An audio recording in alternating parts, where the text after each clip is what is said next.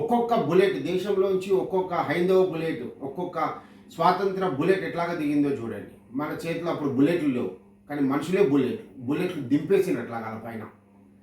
యుద్ధం ప్రకటిస్తే తెల్ల దొరల పాయింట్లు, అట్లాగే ఈ నిజాం పాయింట్లు తడిసిపోయినాయి, ఎక్కడివక్కడ తడిసిపోయినాయి. అది మన గొప్పతనం. అట్లాంటి పరిస్థితులకి వెళ్ళి ఈరోజు మన స్వాతంత్రాన్ని తెచ్చుకొని 79 సంవత్సరాలుగా స్వాతంత్రోద్యమ ఊపిరిని పీలుస్తూ ఉన్నాం. స్వేచ్ఛాజీవులుగా ఉన్నాం. ఏది మాట్లాడుతుంది మాట్లాడతాం మనం. అదుపు ఏది లేదు మన నోటికి.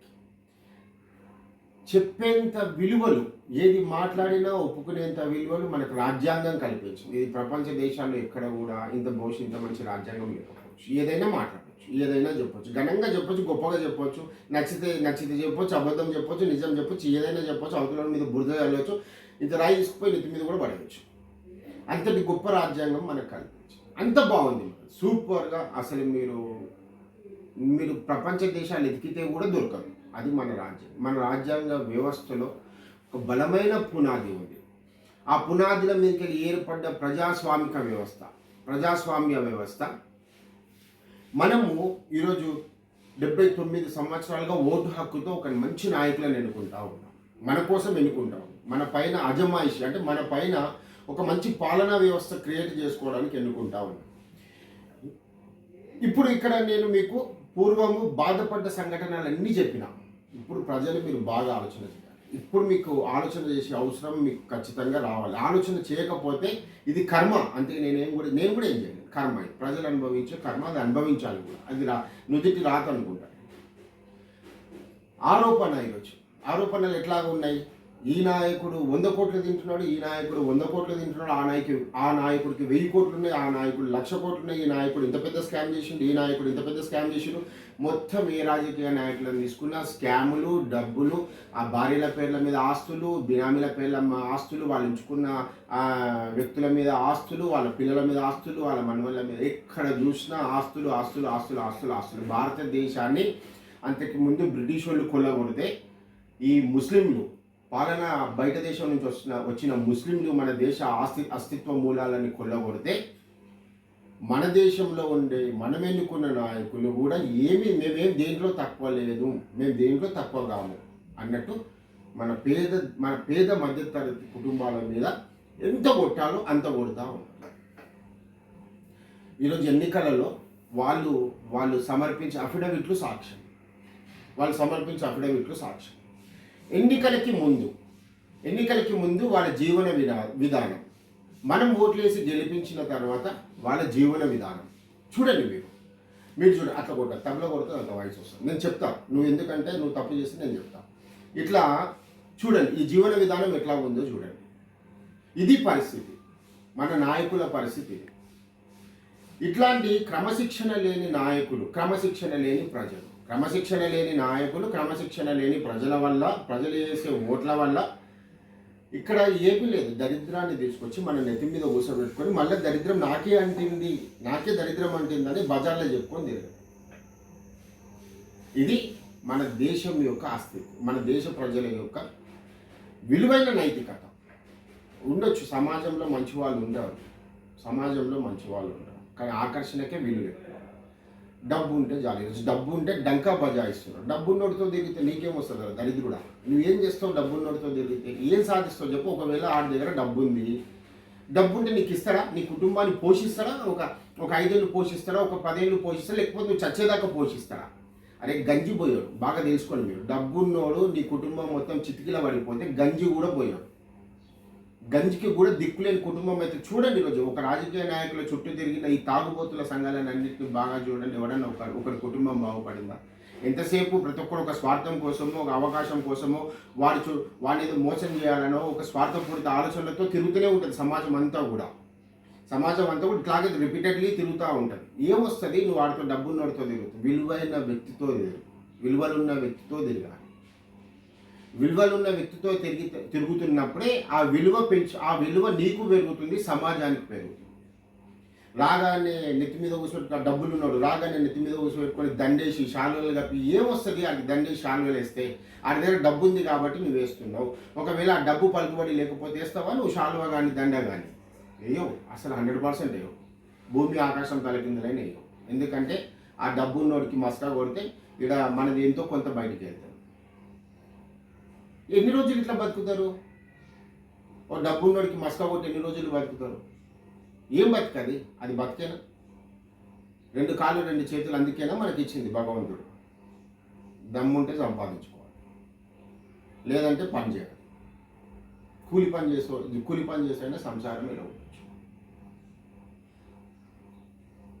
ఇది చెప్పుకుంటూ ఒక నిజాయితీ గల పౌరుని గురించి చెప్తాను, మన సీఎం గురించి. టంగుటూరి ప్రకాశం పంతులు ఒక్కసారి చదవండి ఈయన గురించి, ఒక్కటేసారి చదవండి. టంగుటూరి ప్రకాశం పంతుల గురించి చదవండి. విలువైన వ్యక్తి, కొంచెం స్ట్రేట్గా పట్టు, ఊపకదాన్ని. ఒక విలువైన వ్యక్తి, నాకు తెలిసి అట్లాంటి వ్యక్తిని నేను చూడలేదు. ఎందుకు చూడలేదంటే ఒక బ్రిటిష్ వాడికి ఎదురుగా వెళ్ళి ఛాతి మీద కాల్చమని చెప్పింది. ఈయన నిజాం నిరంకుశత్వానికి ఎదురెళ్ళిండు. నీ తుపాకీ గుండె పేలిస్తే మొదలు నా గుండెలో పేల్చు అని చెప్పింది. ₹1 సంపాదించి ఈ రాష్ట్ర సీఎం అయిన ₹1 కూడా అక్రమ ఆస్తి లేదు.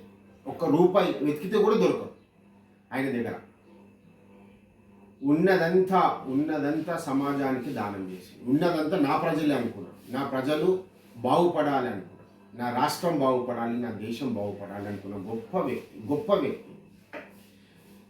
కిందికెళ్ళి మీ దాకా నిలువెత్తు పాలాభిషేకం చేసినా ఈరోజు మనం పుణ్యం చేసుకున్న వాళ్ళం అవుతాం. ఎందుకంటే అట్లాంటి వ్యక్తి సమాజంలోకి రావడం చాలా గొప్ప విషయం. రావాలి కూడా, అట్లాంటి వ్యక్తులే రావాలి నిజంగా. ఎందుకంటే తిన్నది ఇంతగానో మనం తింటాం, మనం డబ్బులు ఎన్ని తరాలు తింటాయి. నెక్స్ట్ తరంలో ఇప్పుడు నువ్వు బాగా సంపాదించినావు అక్రమాస్తులన్నీ బాగా చూడండి. నేను చెప్పే విషయాన్ని మీకు ఇప్పుడు అర్థం కావు, ముసల్తనానికి అర్థమవుతా ఉంటుంది ఇట్లాంటి విషయాలు. ఇప్పుడు నిండగా సంపాదిస్తూ ఉన్నావు, అందరి మనుషులను అంతా కొట్టి బాగా సంపాదించిపోయి వెంకటేశ్వర స్వామికి దండం పెట్టి, స్వామి నేను అన్ని అక్రమాస్తులు సంపాదించినా కొన్ని ఒంటిలో ₹1,00,00,000 వేస్తా, నా దయచేసి నాకు పుణ్యాన్ని ప్రసాదించండి. ప్రసాదిస్తారా ఆలోచన లేదు. నీ కింద ఒక 10 తరాలకు సంపాదించి పెట్టుకోవు. ఆ కింద ఉన్న తరం కూడా సంపాదించుకొని ఇంట్లో కూర్చుంటే అని పెళ్ళామని ఒప్పుకుంటారు. నువ్వు పెళ్లి చేస్తే బాగా ఆలోచించాలి. ఆడి పెళ్ళామని ఒప్పుకుంటుందా? ఆడి ఇంట్లో కూర్చొని మా నాయన, మా తాత, మా వీళ్ళందరూ సంపాదించారు, నేను హాయిగా కూర్చొని తింటాను ఒప్పుకుంటారా? ఎవరైనా ఒప్పుకోరు కదా. కాబట్టి ఎవరికి వాడు సంపాదించుకో. ఈ భూమి మీద అదే ఒక పక్షి పిల్లల్ని కన్న తర్వాత ఆ పక్షికి రెక్కలు వచ్చిన, పిల్లలకి రెక్కలు వచ్చిన తర్వాత ఎగిరిపోయి బతుకుతారు. వాళ్ళు తిండి కోసం ఎగిరిపోయి ఏ జీవరాశి అయినా ఇదే పని చేస్తారు. మనం కూడా అదే పని చేయాలి. మన పిల్లలు మనం సంపాదించి ఒక బాధ్యతని పంచిన తర్వాత ఆ పిల్లలకు కాళ్ళు చేతులు రెక్కలు, అంటే ఆ పిల్లలకు రెక్కలు వచ్చిన తర్వాత వాళ్ళు కూడా వెళ్ళిపోయి సంపాదించుకోవాలి. వాళ్ళు కూడా కుటుంబ పరిస్థితులు, ఆ కుటుంబానికి సంబంధించిన ఆర్థిక తోడ్పాటు అది నేర్పు. ఆ లక్షణాలని నేర్పు. సంపాదిస్తాను కింద కొడతా, మొత్తం ప్రజలను కొట్టుకుంటా వస్తా మొత్తం నాశనం బట్టి ఇంత పెద్దగా సంపాదించి తీసుకొచ్చి నీ ముంగల పెడతాడు. తినరా అంటే ఎంత తింటాడు అది. తిన్నది కూడా చెంబట్టుకు కూడా, ఆ తిన్నది కూడా కట్టనిస్తే దాంట్లో కూడా పోతే రాదని కంపులేసిపోతుంది. అట్లా పుచ్చిపోతుంది, కడుపు పుచ్చిపోతుంది. కాబట్టి ఈ విషయాలని బాగా అర్థం చేసుకో. ఈరోజు మన షాద్నగర్ పట్టణంలో ఆస్తుల గురించి, నీ ఆస్తి ఎంత, నా ఆస్తి ఎంత అని మాట్లాడుకునే పరిస్థితి వచ్చింది రాజకీయ నాయకుల మధ్యలో.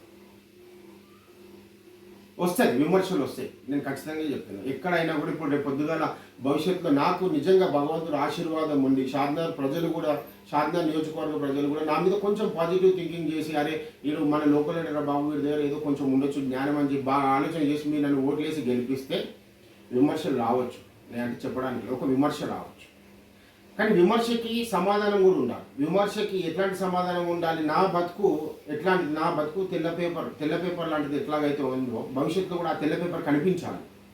ఆ తెల్ల పేపర్ ఎట్లాగ యాస్టేజ్ అయితే నా శరీరం మీద ఉందో ఆ తెల్ల పేపర్ కూడా రేపటి సమాజానికి కనిపించాలి.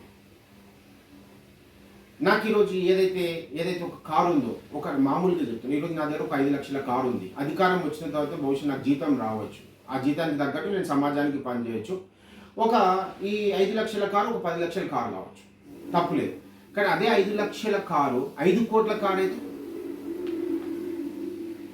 అప్పటిదాకా ఉన్న నా ఇల్లు, ఒక ఫ్లోర్తో ఉన్న నా ఇల్లు ఒక 10-20 ఇండ్లు, ఒక 100 ఎకరాల ఆస్తి అయితే, 100 ఎకరాల భూమి నాదైతే, ఇది నేను కష్టపడి ఒక 5 ఏళ్లలో సంపాదించిన ఆస్తి అనుకోవచ్చునా? నా రాజకీయ భవిష్యత్తులో ఇప్పుడు నా దగ్గర ఒకటే ఇల్లు ఉంది, ఒక 5 లక్షల కారు ఉంది. ఈ 5 ఏళ్ళు మీరు నాకు అధికారం ఇచ్చారు. అధికారం ఇచ్చిన తర్వాత నాకు 5 కోట్ల కారు వచ్చింది, 10 కోట్ల కారు వచ్చింది, 100 ఎకరాలు పొలాలు వచ్చినాయి, ఒక 10 ఇండ్లు వచ్చినాయి. ఈ మన 5 సంవత్సరాలలో రాజకీయంలో ఇది శాశ్వతమైన, అంటే ఇది రాజకీయంలో ఒక మనిషి సంపాదించగలుగుతాడా? ఇట్లాగా పోని భారతదేశ వ్యవస్థలో ఏ ఉద్యోగస్తుడైనా సంపాదిస్తాడా? ఇట్లాగా ప్రభుత్వ ఉద్యోగస్తుడు కానీ, ఇప్పుడు సాఫ్ట్వేర్ డెవలప్ అయింది కాబట్టి అది పక్కన పెడతాం, బట్ ఇట్లా సంపాదిస్తాడా? అంటే ఒక లోటు ఉన్నట్టే కదా, ఒక మరక ఉన్నట్టే కదా. ఒక మరక ఉంది, ఆ మరకలో కూడా ఒక అర్థం ఉంది. ఇక్కడ సంపాదించుకున్న ఒక మరకలో కూడా ఒక అర్థం ఉంది. అర్థం ఏంటిది? నేను అక్రమంగా సంపాదిస్తే అక్రమాన్ని మళ్ళీ తీసుకుపోయి ప్రజలకి పంచాలి అధికారం కోసం. మళ్ళీ నాకు అధికారం కావాలి, మళ్ళీ నా కుర్చీ కావాలి, నేను రాజుని కావాలంటే మళ్ళీ నేను ఏం చేయాలి? ప్రజలని చెడగొట్టాలి. ఎట్లా చెడగొట్టాలి? ప్రజలని పంచాలి, మంది ఇవ్వాలి, బిర్యానీ పెట్టాలి, చీరలు వంచాలి, గజ్జలు వంచాలి, అన్నీ వంచాలి, సమాజాన్ని నాశనం చేయాలి. లాస్ట్కి ఏమైపోతుంది? అన్నీ పంచిన తర్వాత ఓహో ఈ నాయకుడు సూపర్, ఆ నాయకుడు సూపర్, మాకు ఒక 1000 రూపాయలు ఇచ్చినప్పుడు ఏం జబర్దస్త్ ఇచ్చాడు ఆడు, కేసీఆర్ వాడు దరిద్రుడు, మాకు ఇచ్చిన బతుకమ్మ చీర చింపుతే జింగిపోతుంది, వీడు వచ్చి సూపర్ చీర ఇచ్చిండు, అసలు 500కి ఒక 1000 రూపాయలు చీర ఇచ్చినట్టు మామూలు విషయం కాదు. ఒకటి గజ్జలు, ఏమి గజ్జలేంది, చీరలేంది, అరే ఏమి రా అసలు ఏం ఆలోచన? గజ్జలు చీరలు ఏం ఆలోచన? ఒక ఓటికి గజ్జకు చీరకి ఏమైనా సంబంధం ఉందా? 5 ఏళ్ళు కదా వ్యవస్థలో మార్పులు జరగాల్సింది. 5 ఏళ్ళ వ్యవస్థకి ఒక గజ్జె చీర సమాధానం, గజ్జలు చీరలు అంబలి ఏంటిది అసలు? ఇది అసలు ఏమి సేవలు ఏందో నాకు అయితే అసలు మీరన్నా ఆలోచన ఒకసారి ఇంట్లో ఒక 10 నిమిషాలు కూర్చొని ఒక వ్యవస్థ మీద ఆలోచన చేయండి. మీరు అందరూ ఆలోచన చేయాలి, ఖచ్చితంగా ఒక సమాజం ఆలోచన చేయాలి. ఈరోజు జపాన్ లాంటి దేశాలు చూడండి అసలు ఎట్లాగా తయారవుతున్నాయి. బయట ప్రపంచ దేశాలలో చూడండి మీరు ఎట్లాగా తయారవుతున్నాయి. మనం ఎట్లాగ వెళ్ళిపోవాలి? మన స్టాండర్డ్స్ వాల్యూస్ పెంచుకోవాలా వద్దా? అంటే మన విలువలు మనం పెంచుకోవాలా వద్దా ఆలోచన చేయాలి. మీరు పలు దేశాలను ఎగ్జాంపుల్గా తీసుకోవాలి. ఈరోజు ఇప్పుడు ఒక చోట ఆడపిల్లలు కూర్చొని అబ్బా ఆమె 5000 చీర కట్టిందని చెప్పి మాట్లాడుకుంటూ ఉంటాం. అబ్బాయి ఆమె మెడలో ఒక 10 కిలోల బంగారం ఉంది, సూపర్ ఉందని మాట్లాడుకుంటూ ఉంటాం. ఒక వ్యక్తిని వాడు చూడండి linen shirts, cotton pants, Jabardasth, ఒక 5000 రూపాయల బటన్ దొరికిన ఇట్లా ఇట్లా ఎగ్జాంపుల్స్ తీసుకుంటూ ఉంటాం. కార్ల గురించి ఎగ్జాంపుల్స్ తీసుకుంటూ ఉంటాం.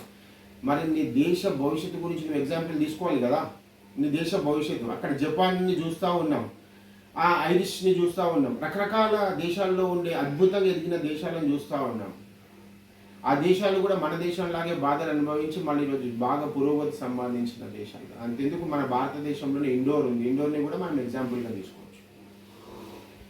ఇట్లా రకరకాలుగా డెవలప్ అయిన వాటిని కూడా మనం ఎగ్జాంపుల్స్ తీసుకొని మన సమాజం, మన ప్రజ అంటే మన సమాజంలో ఉండే మనము స్టెప్ బై స్టెప్ ఎదగాలి. మన ఆలోచనలు ఎదగాలి, మన బుర్రకి పని పెట్టాలి, ఎదిగే తీరుని పెంచుకుంటూ మనం పోయేటి రోజు, నేను పోయే రోజు, నేను చనిపోయే రోజు నా గురించి ఒక 10 మంది చెప్పుకునేలాగా సమాజాన్ని బాగు చేసుకోండి.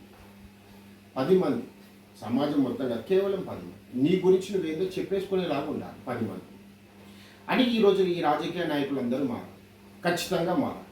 నేను మీకు మళ్ళీ చెప్తున్నా, షాద్నా నియోజకవర్గ ప్రజలారా, మీరు నా గురించి ఆలోచన చేయాలి. నేను చేసే ప్రతి విశ్లేషణ గురించి ఆలోచన చేయాలి. నేను థాట్స్ మీరు బాగా చూడండి. నేను పెడుతున్న థాట్స్ దాదాపు 2 సంవత్సరాల పైన దాటింది. నేను ఏ ఒక్కరోజు చెప్పిన విషయాన్ని చెప్పలేదు. 2 సంవత్సరాల పైన దాటిన నా థాట్స్లో ఏ ఒక్కరోజు నేను చెప్పిన విషయాన్ని ఎక్కడ చెప్పలేదు. మీరు కావాలంటే చూసుకోవచ్చు. సోషల్ మీడియా ద్వారా మీరు నా ఫేస్బుక్ కానీ, మన యూట్యూబ్ కానీ, ఇన్స్టాగ్రామ్ ఈ మధ్యలో స్టార్ట్ చేసిన అన్నింటినీ చూసుకోవచ్చు. చెప్పిన విషయం నేను ఒకవేళ చెప్పుంటే మీరు ఏది చేయమన్న దానికైనా నేను అంతటి బలహీనమైన క్షణాలు మన రాష్ట్రంలో ఉన్నాయి. మన రాజకీయ నాయకుల వ్యవస్థ అట్లా ఉంది. కాబట్టి ఈరోజు ఆస్తుల గురించి ఆస్తుల గురించి కొట్లాడుతున్న తెలంగాణ రాష్ట్రంలో ఉండే ప్రతి రాజకీయ నాయకుడికి ఇప్పుడు నా వీడియో అంకితం చేస్తాను. ఈ వీడియో ఖచ్చితంగా 100% మీరు షేర్ చేయండి. ఎక్కడి నుంచి మనం వచ్చాము, ఎక్కడి దాకా మనం ప్రస్థానం వెళ్తుంది అనే దానికి ఈరోజు నేను ఈ బలమైన వీడియో చేసిన. కాబట్టి ప్రతి రాష్ట్ర యువత, ప్రతి రాష్ట్ర ప్రజలు బాగా అర్థం చేసుకుంటారని నేను అనుకుంటూ మీరు ఈ వీడియోని ఖచ్చితంగా షేర్ చేయండి, ఈ వీడియో గురించి మాట్లాడండి, ఈ వీడియోలో చెప్పిన అంశాల గురించి మీరు ఇంకా నాకంటే బాగా మంచి వ్యక్తులు అయితే మీరు ఇంకా ఈ భౌగోళిక అంశాల గురించి బాగా విశ్లేషణ చేయండి, సమాజాన్ని మార్చుకునే ప్రయత్నం చేద్దామని తెలియజేసుకుంటూ నమస్తే. 2028లో నేను షాద్నా నియోజకవర్గ ఎమ్మెల్యే అభ్యర్థిగా పోటీ చేస్తూ ఉన్నాను. నన్ను బలపరిచి మీ బిడ్డగా ఆశీర్వదిస్తారని కోరుకుంటూ మనస్ఫూర్తిగా మీ పృథ్వీరాజ్.